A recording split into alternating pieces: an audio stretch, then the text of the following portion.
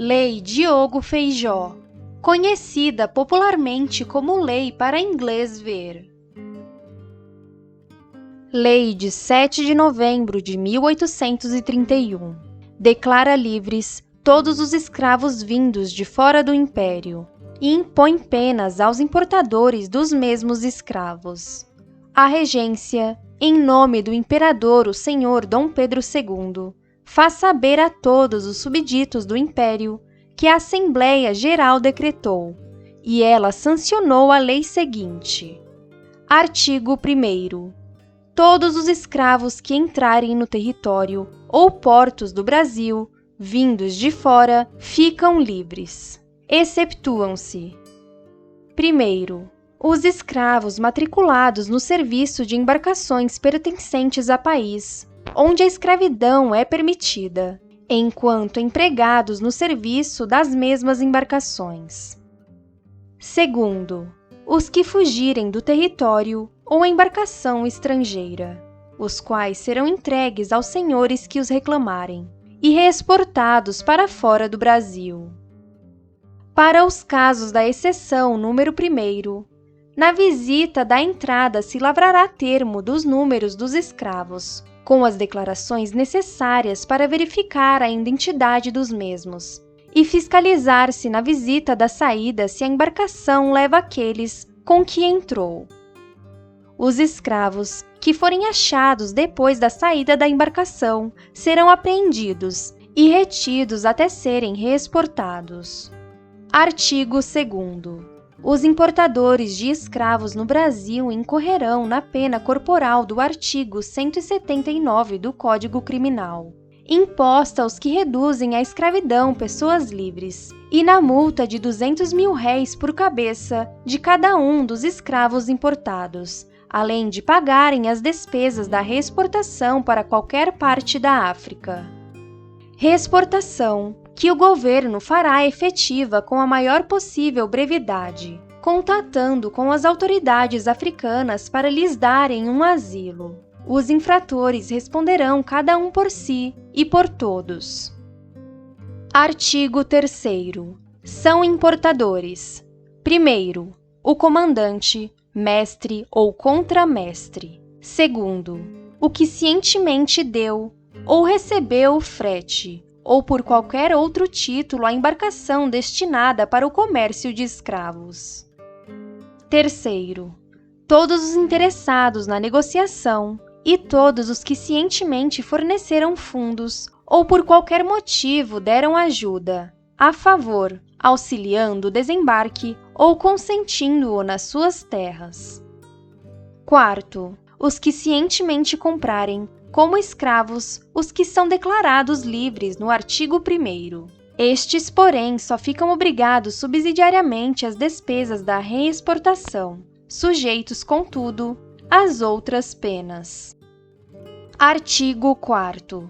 Sendo apreendida fora dos portos do Brasil pelas forças nacionais alguma embarcação fazendo o comércio de escravos, proceder-se-á segundo a disposição dos artigos 2º e 3º, como se a apreensão fosse dentro do Império. Artigo 5º.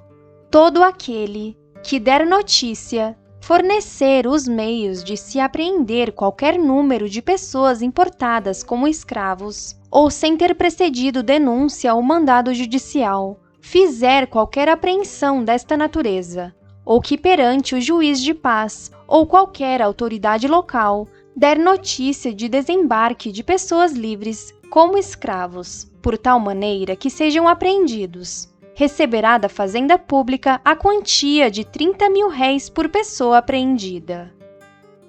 Artigo 6º. O comandante, oficiais e marinheiros da embarcação que fizer a apreensão, de que faz menção o artigo 4º, tem direito ao produto da multa, fazendo-se a partilha, segundo o regimento da Marinha para a divisão das presas. Artigo 7º. Não será permitido a qualquer homem liberto, que não for brasileiro, desembarcar nos portos do Brasil debaixo de qualquer motivo que seja. O que desembarcar será imediatamente reexportado. Artigo 8º. O comandante, mestre e contramestre que trouxerem as pessoas mencionadas no artigo antecedente incorrerão na multa de 100.000 réis por cada uma pessoa e farão as despesas de sua reexportação. O denunciante receberá da Fazenda Pública a quantia de 30.000 réis por pessoa. Artigo 9º. O produto das multas impostas em virtude desta lei, depois de deduzidos os prêmios concedidos nos artigos 5º e 8º, e mais despesas que possa fazer a Fazenda Pública, será aplicada para as casas de expostos da província respectiva, e quando não haja tais casas, para os hospitais.